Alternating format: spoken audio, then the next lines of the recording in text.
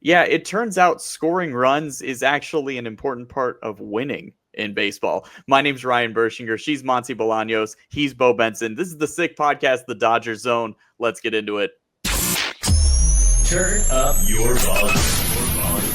Because you're about to listen to The Sick Podcast. The Dodgers Zone. Cortez delivers. Freeman hits the ball to right field. She is gone! Gibby, meet Freddie. Game 1 of the World Series. The sickest LA Dodgers podcast. Fernando Valenzuela has pitched a no-hitter. If you have a sombrero, throw it to the sky. Start the party, Los Angeles. Your Dodgers have won the World Series. It's gonna be sick. Now, guys, it's been 2 weeks since we have last recorded. Of course, that was coming off of the sweep of the Padres, which was a huge deal. Then they go to San Diego. They did drop 2 of 3 in San Diego. However, getting that last game in that series was pretty damn big. And to come out of those 6 games against the Padres, taking 4 of those 6, I'm pretty satisfied with that. I think that went well. But as we saw after that first series against the Padres, where they go to Coors Field, they're in this sort of weird space right now where their competition is really dictating how they perform. Monse, I know you have some thoughts on that. What would you like to say? You know, it's just kind of a frustrating situation because anybody can be annoyed by Dodger fans because when you look at the standings, the Dodgers have a good record. They are in first place in the NL West, but they seem to play up to whatever competition they're playing. And yeah, it was great to see them sweep the Padres. It was great to see them, salvage that game in San Diego. But then you go to Coors and you immediately lose. And it's frustrating that they're losing to teams they shouldn't be losing to at this point in the season. There is no switch to turn on or off. And you can argue that it's been a championship hangover, but at this point it is September. So it's just kind of annoying. And here we are, 9 important games facing not good teams and Pirates, Orioles, and Rockies, with the Phillies also playing pretty well. Padres are dealing with injuries. So that lead, we should feel a little bit comfortable, but I try to get the number 1 seed in the NL, and then we're going to go face the Phillies. So it's just I know they're going to play well against the Phillies, but at the same time, it's if you're not in a rhythm because you keep playing to your competition, what rhythm are you going to have going into the postseason? It's just frustrating because I see this. I see the record. I get it. I understand they're in first place and they're doing well. And but blowing leads on Sunday, Tanner Scott coming in, who's having a rough year. It's just frustrating. And I feel like a broken record. Mm-hmm. We've been saying this throughout the course of the season in some way or another, that they have been lackluster. Even the losses, there's a way to lose where you walk away and you're kind of all right, that was a loss that at least we fought to the end. There's losses we have where it's you didn't even try. What are we doing? What are we doing? So it's just frustrating. Mm-hmm. Bo, how you feeling? It's boring, honestly. That's what it's boring. They pitch well and now they don't hit well. And then when they hit well, they don't pitch well. The bullpen sucked all year. So yeah, it's just boring. But again, they just haven't been healthy, so it's tough. Theoretically, if they get Max and Edmund back in the next couple of weeks, it should look better. But right now, it's just boring. It also doesn't matter because they can't replace their 2 biggest issues, which are the corner outfielders. They're just gonna have to ride with those through the postseason, and it doesn't bode well. But it is also funny. I see people online complaining that Dodger fans don't enjoy watching the team or have complaints. And it's well, which one is it, man? The Dodgers are either ruining baseball and it's the worst thing you've ever seen, or it's you can't critique their play because I don't know, but it's just not fun to watch. It's boring. Even today, it's a boring start. And just lackluster, and they're just waiting. But it sucks for a 162 game season to have a team waiting to get to the playoffs. Mm-hmm. because Mhm. by just wait, sorry, I don't mean to cut you off, but just No. by just waiting, it's kind of like you better deliver then. But like, Yeah. that's boring is great. Yes, it's boring. It's boring to watch them right now. It's a good time for it too. We're getting into football season, so we can Yeah, watch something else in correct. the meantime.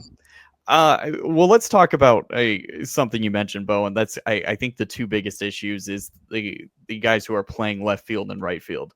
One of them is fixable because, as you mentioned, like Tommy Edmonds coming back, Max Muncy's coming back, Yasong Kim is back, kind of. Like, I know that the roster has expanded; they've added him back. I don't know if he's officially back with the team. He was still returning from the injured list, but all these guys are here, and it gives them the ability to keep Alex Freeland up with the expanded roster. So because of that, you would think that they don't need to play Michael Conforto at all.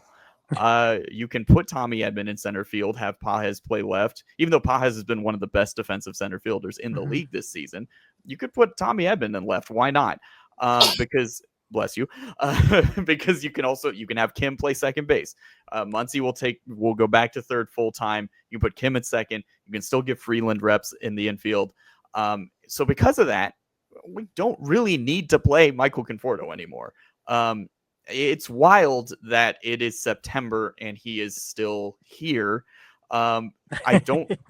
Part of that is he showed flashes at the right times where every time it's like, okay, this is your last straw, buddy, and then suddenly hits 2 doubles in a game. You're like, okay, you know what? Maybe he can do it, and then he goes on an over 18 streak. The other part of that has been the fact that we've had these injuries and a lot of their potential replacements are just simply not any good. If Ryan Ward was somebody that the organization liked, he'd be in the majors by now, and he's not.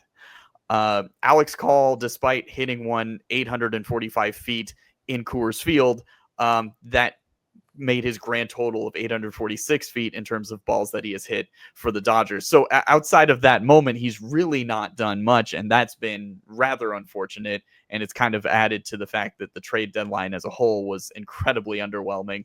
Hopefully Brock Stewart is able to come back healthy, but that still is kind of up in the air. So to that point, I think Michael Conforto is a spot that they can still fix. And if everybody is healthy and he's still playing left field every day, I don't know what's going on. I genuinely have no idea why that would be the case, but we'll have to see. The Dodgers tend to give a lot of chances. Yeah. Have you guys we've lived through it. We've lived through it. And so I don't know if they're going to just keep throwing him out there hoping that they fix him or he fixes himself, but we've literally witnessed this with multiple different players where they keep sending them out hoping.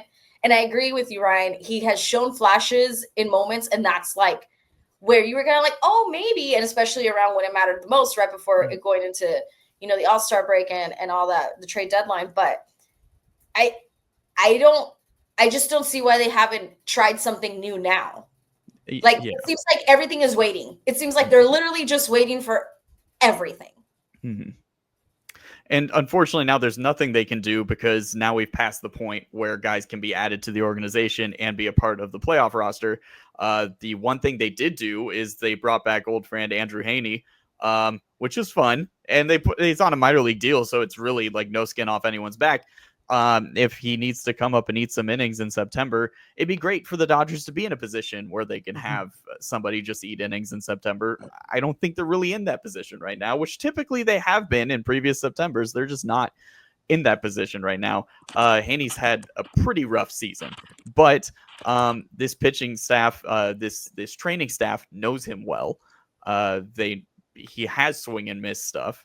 And if they find something that they can tweak in him and turn him into something interesting down the stretch run, that's a fun lottery ticket. But he's nothing really more than that, which brings me back to Conforto.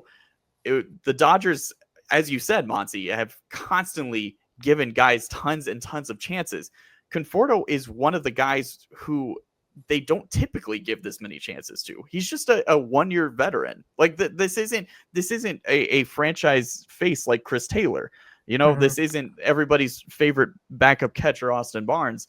This is a guy who was here on a 1-year prove-it deal, and if it didn't work out, they cut the ties with him. Well, they never cut the ties with him, and now they're in a situation where it's like, well, he's kind of playing because we don't really have any other alternatives. He hasn't earned that playing time. His defense has been okay. There was a game a few nights back where both him and Teoscar actually made really strong catches in the outfield, and it was like, oh my goodness, this is wonderful. But outside of that, we're just not seeing much. And that brings us to Teoscar Hernandez, which, as we've seen, again, we're recording this on Tuesday night, where Kershaw's first inning was rough, but if he had a right fielder who could play right field well, he had a innings left not fielder as that rough. could play left field well. They both Yeah. fucked up. Yeah. Like both of them. So, Bo, I know you have some thoughts on Teoscar. No, I just thank God all they did was sign him, like give him money as a free agent, because they can cut him or trade him after the year, and it's no skin off anybody's back, as you said. Like that's the way the Dodgers should use their money. Is if you signed a disastrous contract like a 4-year deal to Teoscar Hernandez, you can get out of it after 1 year. Just eat the money and just move on. But this is a real good cautionary tale, I think, and not signing somebody just because the vibes were good last year, because he's flat out not lived up to it. He's not hitting the ball well enough to justify how bad he is defensively. And he is legitimately one of the worst defenders I think I've ever seen play outfield for the Dodgers. It's not even close. And we all knew that. That's the thing, is it's weird the Dodgers gave him a contract that you would give to somebody that you knew was going to have to DH eventually without having the DH spot open. Mm-hmm. Like, that's the wild thing. The Dodgers probably employ like 3 guys that should be DHs, and they also happen to employ the best DH, like the best player on the planet that is a DH. Like, it's very weird. And this is the thing about like the people that call the Dodgers front office nerds. Like, they make a lot of decisions that a nerd would not make. Yeah. Like, there's no laptop in the world telling them like, yeah, you should give Teoscar Hernandez a 4-year contract. Like, that's going to age gracefully. Nobody would have said that. Yeah.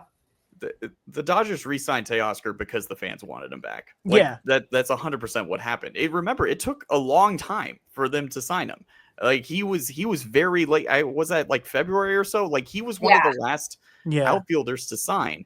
And they were even, I think if there was a better alternative, even just like the alternative was like Anthony Santander, who has been hurt much of this season, but is just as powerful as Teoscar, but also can't really play the outfield. Right. If there was somebody like those guys who actually could play defensively in the outfield, they would have signed him instead of Teoscar, and there really wasn't. And because they just won the World Series, we're running off of vibes. Everybody loved Teo. The fans were all calling. I did it. We all did. We all wanted him back. I wanted him back. But this was also the hesitation. This is why it took so long. If he was actually able to play right field, he would have been the first signing they made in the offseason. But they were aware that it wasn't the smartest move, but it was kind of, this is Marvel Phase 4 here. It was pure fan service, quite frankly. So that's what they did. And that was fine, but this is this is the repercussions of it. The only alternative is trading for Kyle Tucker, and I think very clearly that they were not interested in sending prospects out this year in any scenario. Yeah, the problem was, you said it though, Bo, that they thought he could deliver at the plate the way he did last year, in spite of the holes that he brings to the defense. But he hasn't done that, whether he's injured or not. Like, we could say he's injured and that super sucks, but he has just been not even kind of what he was for the Dodgers. Like, it wasn't just vibes. He hit when it mattered. He delivered when it mattered at the plate, like multiple times. So it was like, the vibes were high. I'm with you guys, but it was also, he was there. He was part of why the Dodgers were successful when we had all those injuries with our pitching staff. He was the reason that we stayed afloat and we stayed in front. You know what I mean? And so it sucks that it seems like a shell of himself out there. And I don't know what the options are. You keep sending him out, I guess, until the injuries come back. But like, with Michael Conforto, I'd be like, bro, not Michael Conforto, sorry, with Tanner Scott, I'd be like, bro, you're done. You take a seat for a couple of freaking games, man. Like they keep putting him out there, and it's like you are not what you were last year. And I don't know if you need some space, but like, what is he at 8 blown saves when last year was only 2? Like last year he gave, I think, 5.6 hits per inning, and now he's almost at 9 hits per inning. Like, no, like I don't know. Mm-hmm. No, per games. You guys are whatever. No, I got you. All Yeah, his numbers are like that, are all up Yes. and down in ways that they shouldn't be. And Teoscar signed a 3-year deal, but it's still disastrous. I don't care who you are. No, I thought it was 4. I thought you were right. I thought it was 4 too. Okay. Sport Track says 3 years. Okay. Because I wasn't certain. Okay. 4 sounds right. I thought you were right. 4. Yeah. Yeah, I don't know. Like he's OPSing like 100 points less than he was last year. Like it's just and the Tanner Scott stuff, I don't understand it at all. No. Between Scott and Yates is not going to make the postseason roster. Right. Like that's like what's happening. They were both MLB Network had both of them as top 10 relievers in all of baseball coming into this season. Yeah. And I think Scott will still be fine ultimately, but he should be. I don't know what the hell's going on there. Yeah. Right, but do you keep sending him out because that's what the Dodgers like to do, or do you like give him a second to kind of like, I don't know. Tough. It is tough, especially because it's September. I know, like, a couple months ago we were like, there's time, but now it's September. Now we're coming down to the end of it. And so, like, I agree that Conforto, I keep saying Conforto, that Tanner Scott can still figure it out and turn it around. I just don't know the approach at this point at the start of September with the final games. Like, I don't know. I don't know what the right. Yeah, because on one hand, I think the way Dave typically approaches this is he will just keep putting him in high leverage situations. He probably should be taking a step back because thankfully, like, Trinan has looked better as of late. Michael Kopech is back. And like Yates is going to like see some high leverage stuff because they like need to. This is the way that Dave approaches, especially the month of September, is he uses it as postseason tryouts. So especially with the bullpen, if guys are shaky, he's going to put them in even higher leverage situations because he wants them to succeed, because he doesn't see the point in just, if we have Tanner Scott just throwing like the 6th inning of 6-2 ball games for the rest of the month, then how much does that really help him when we get to the postseason? Because we don't need him for those sort of scenarios. We need him to face Juan Soto. I think he will have to keep throwing him in high leverage stuff. But I do think that, especially for a week or two here, not in back-to-back outings, like let's give him a day or two between every outing, so that way he has more of a chance to recover, because he did also he is still recovering from an injury, which we thought might have ended his season and the next when it happened. So I think that would probably be the way to approach it, is still give him high leverage stuff but space it out more. Will Dave handle it that way? I don't think so, but but I mean, I think that might be the most beneficial way. So yeah, we're in a weird spot as we kind of look at what the playoff roster is going to look like, especially Monse, as you mentioned, 9 games against bad teams. And I think over this stretch, we're going to see just how much the Dodgers care about their postseason seeding, because right now they're in the 3 seed, which would be against the Mets in the first round. And they're, I think, two games back of the Phillies for the 2nd seed. Which would give them that, that first round bye. So it's a very interesting place to be, because as we've seen this in the last couple of years, we've offered fans to put them running with their mouth is, where they claim that having the first round bye is bad, actually. But everything worked out obviously for the Dodgers last year, so everything's fine.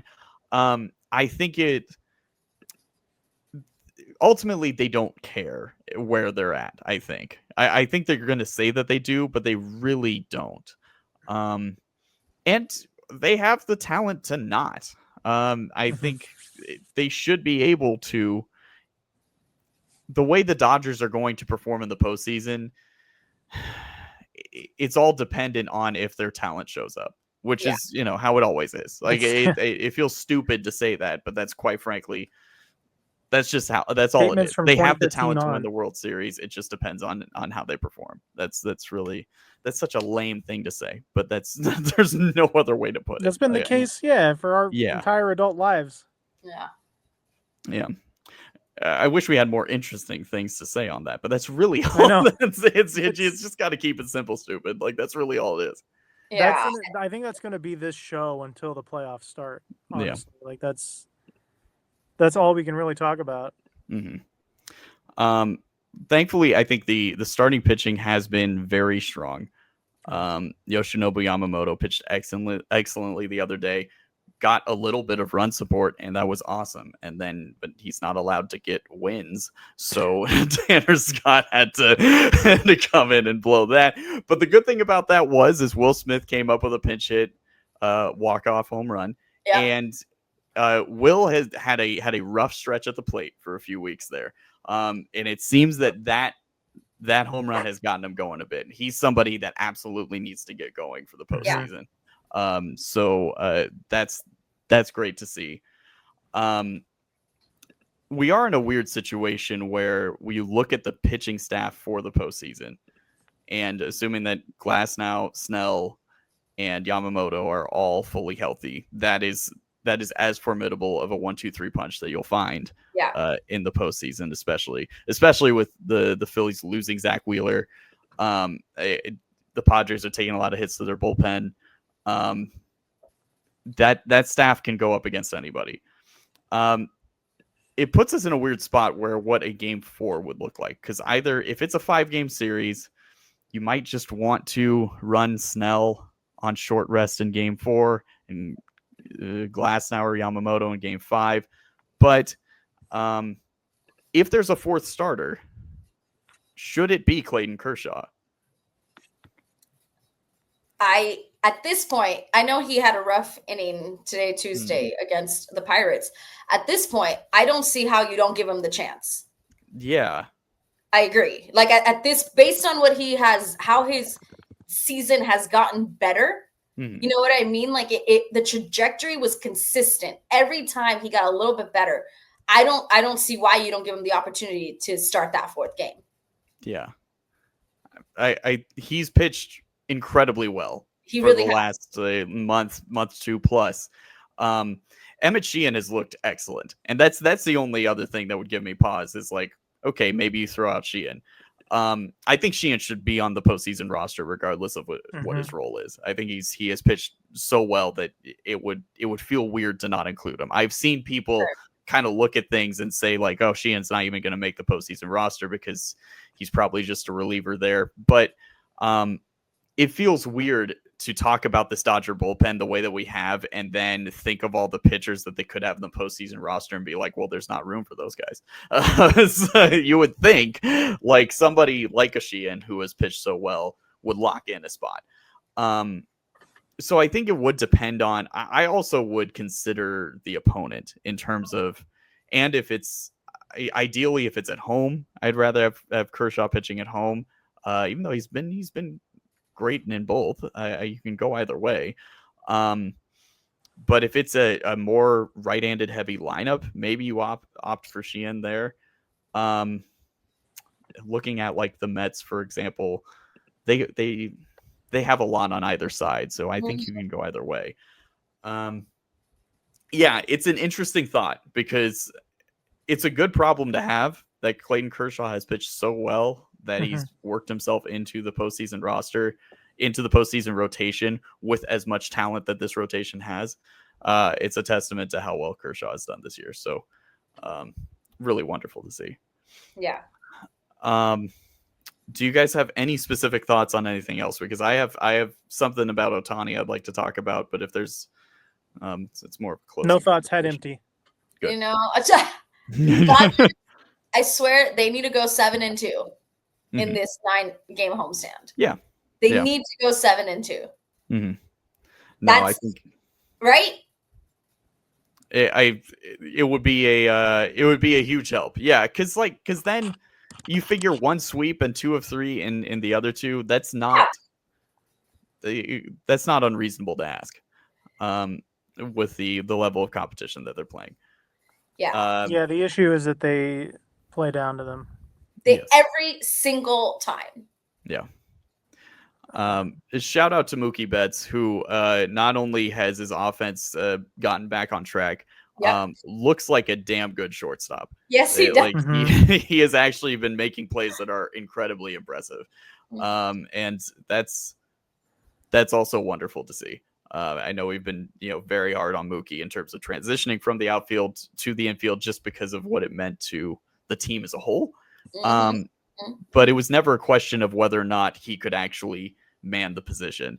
And that's really hard to do for him to bounce around the way he has in his career. That's very impressive. I'm not stopping at 7-2. Like, they've got to, because it's Pittsburgh, Baltimore, Colorado, and then San Francisco. Yeah. So they got to go, like, they got to win. San Francisco sucks. The Giants are ass. And they get the Giants sandwich. They get the Phillies sandwich between the Giants. So there's no excuses. And then the season's over. That's crazy. Yeah. That is weird. 6 in a row on the road to end the year against Arizona and Seattle. All right. I don't know. I think this team is boring. And that's I think that's the motto for the 2025 2025 Dodgers. Boring. I don't care if you're boring. I just need you to win. Go ahead, but you're boring and you're losing. It's funny because that is what we talked about the first week of the season when the Dodgers started 8-0 and we were like, there's not really much to say other than they're so damn good. It's kind of boring. And how I miss those days. Like that was that was great. I know it's early, like not even one full year, but is Roki Sasaki a bust? No. Okay. No. I don't his last 4 batters hit by pitch, 2-run home run, walk, 2-run home run. That's fine. I don't.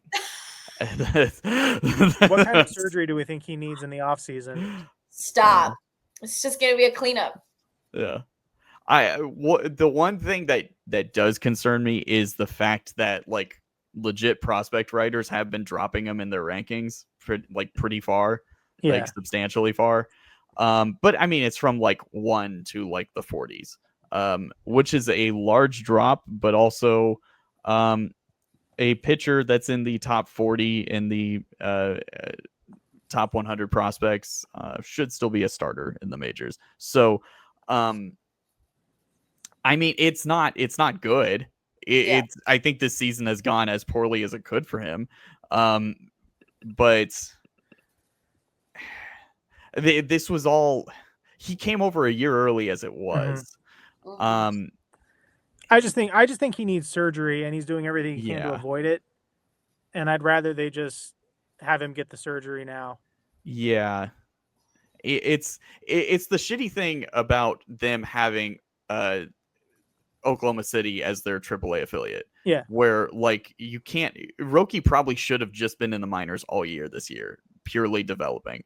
Yeah. But starting pitchers get rocked. They get absolutely destroyed in Oklahoma City. So it doesn't do you any good to develop at the AAA level. And then somebody as talented as Sasaki facing AA competition doesn't do him that much good. The thing that would have done him the most good in terms of his pure development would have been to stay in Japan. But who knows if he...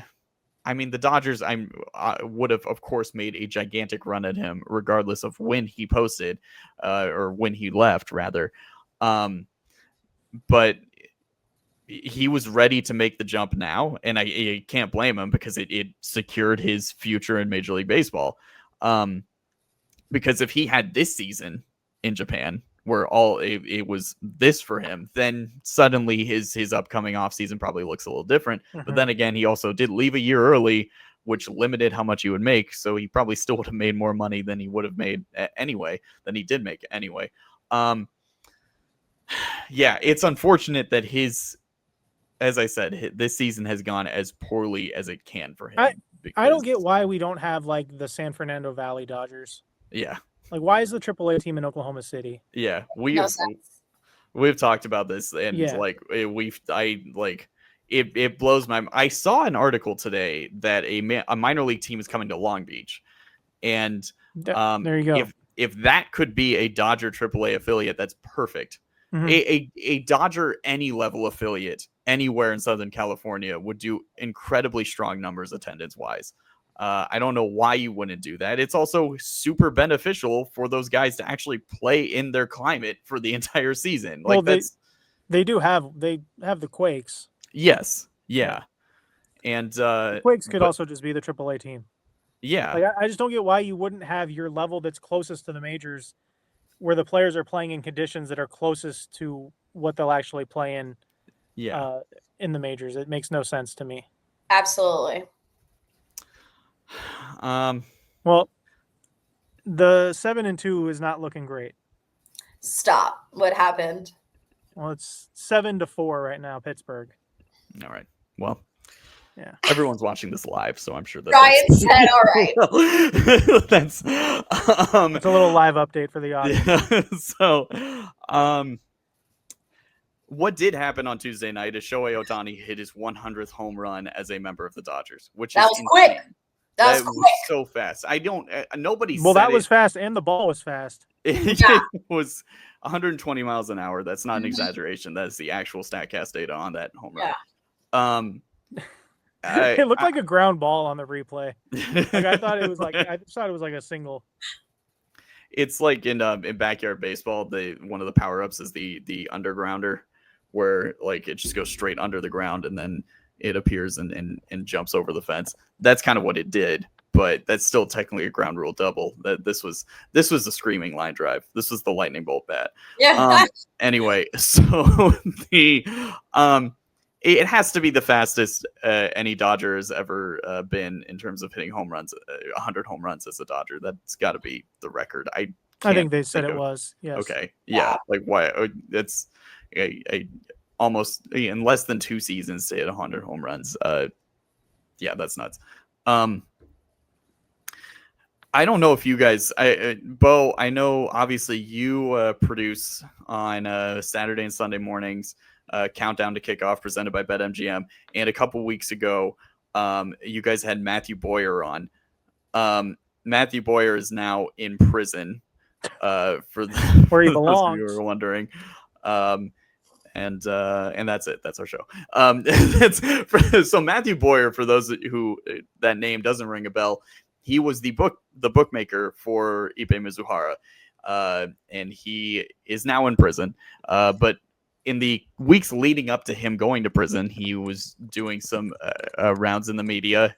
He wrote a book about his life up until that point, where now he's got to go to prison for it. I listened to, he did, obviously he appeared on your show, Beau, on Countdown to Kickoff with Brian Noe and Bill Krackomberger and Jeff Schwartz. And he also did a handful of other podcasts. He did another one of Crack's podcasts. Bill Krackomberger is referred to him as Crack because of his last name. Because he's cracked in his bed.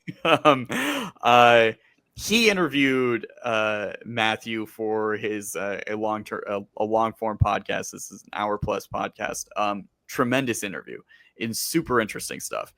And Boyer went into detail about specifically what happened with Ippei and Ohtani. And I think it was super interesting for people to hear this because there are still wackos and truthers out there who insist that Ohtani, of course, was the one betting all along, and Ippei just went to prison just because he's a good friend, and that the entire federal government and the IRS and the FBI, all of them, they're all covering up for Shohei Ohtani. Yeah, I mean, I do that for you.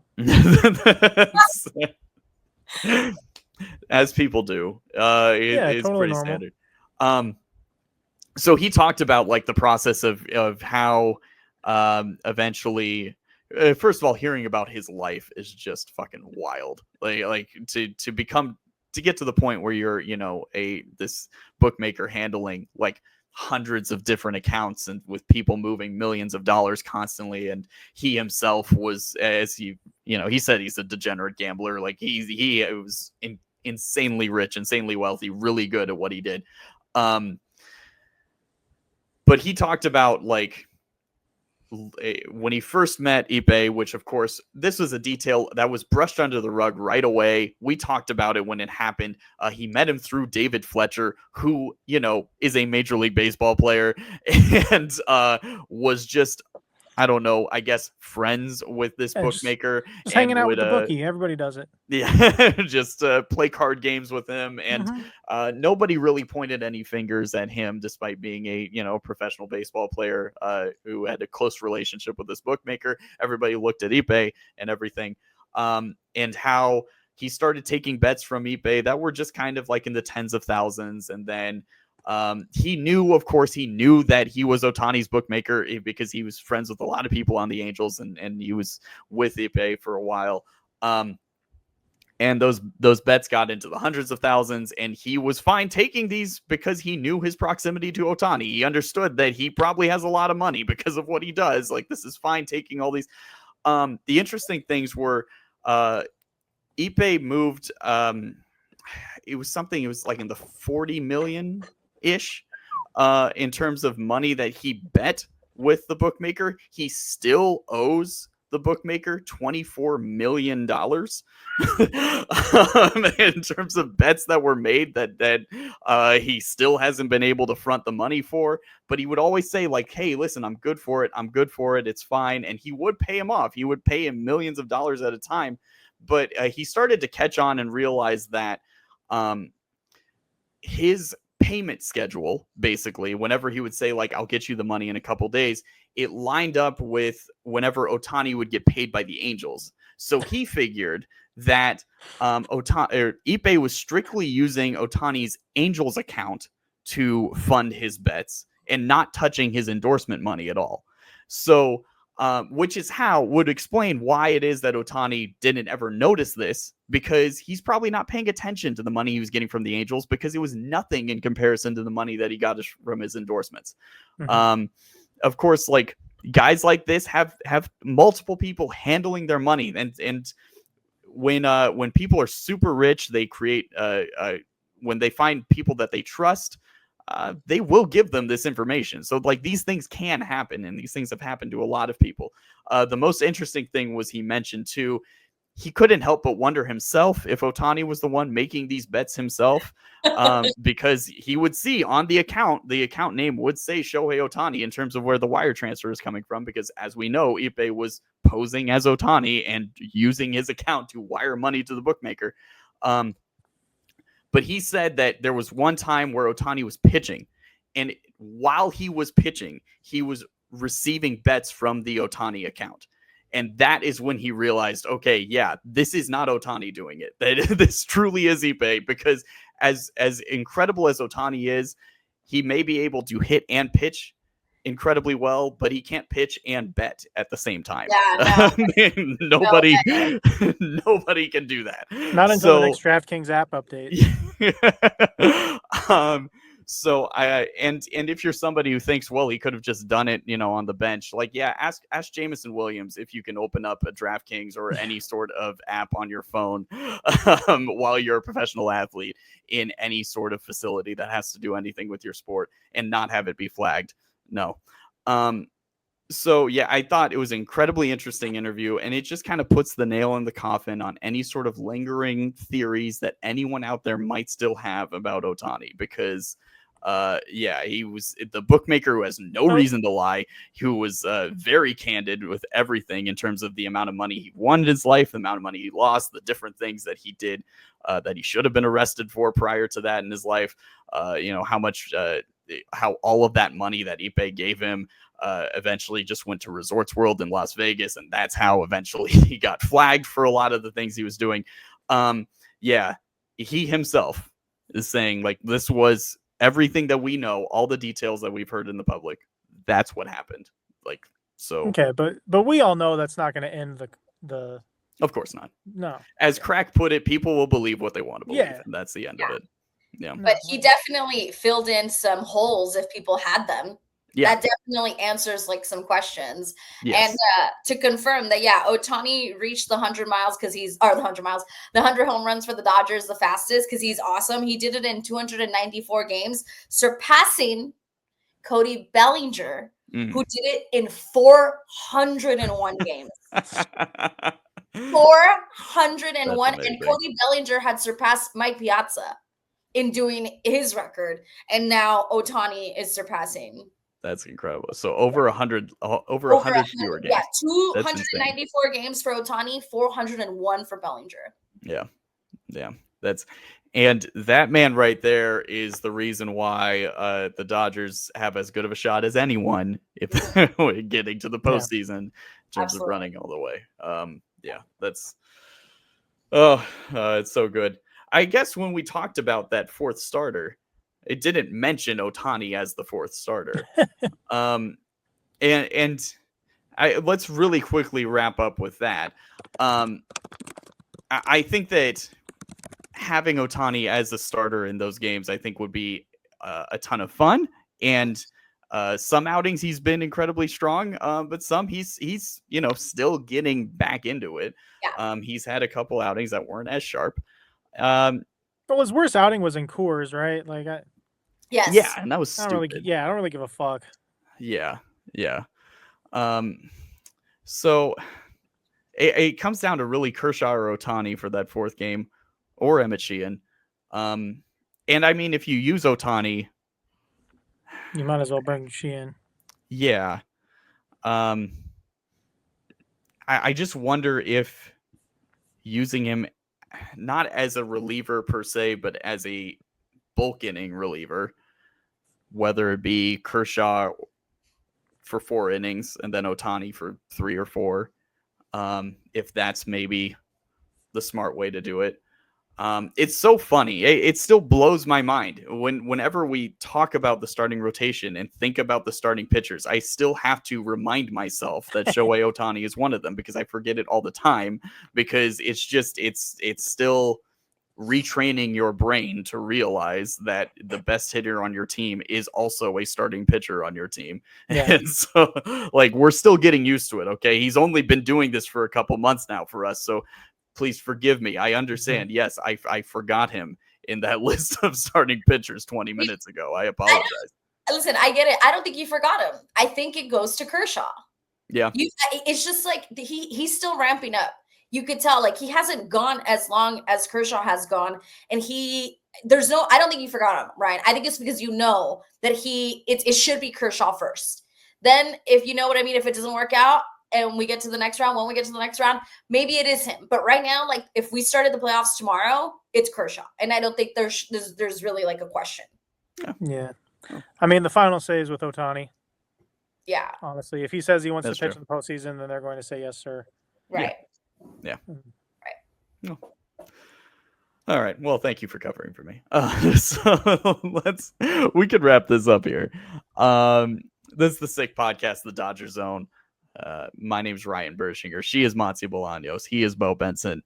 So the Dodgers are going to be wading through a lot of slop in the coming weeks here. And no disrespect to any of those teams except for the Giants, of course.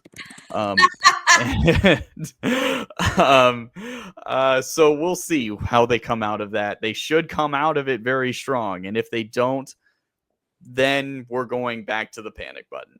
Yeah. But hey, another day where we don't have to sound that alarm just yet. So again, check us out on YouTube, Apple, Spotify, wherever you get your podcasts. Follow us, like the videos. We appreciate any and all support. You're too kind. So until next time, this is the Sick Podcast, the Dodger Zone. We'll see you then. Domo arigato, everyone. Ciao. Bye. And that's a wrap. Hope you don't miss us too much until next time. Follow the Sick Podcast, the Dodger Zone, on YouTube, Google Play, and Apple Podcasts.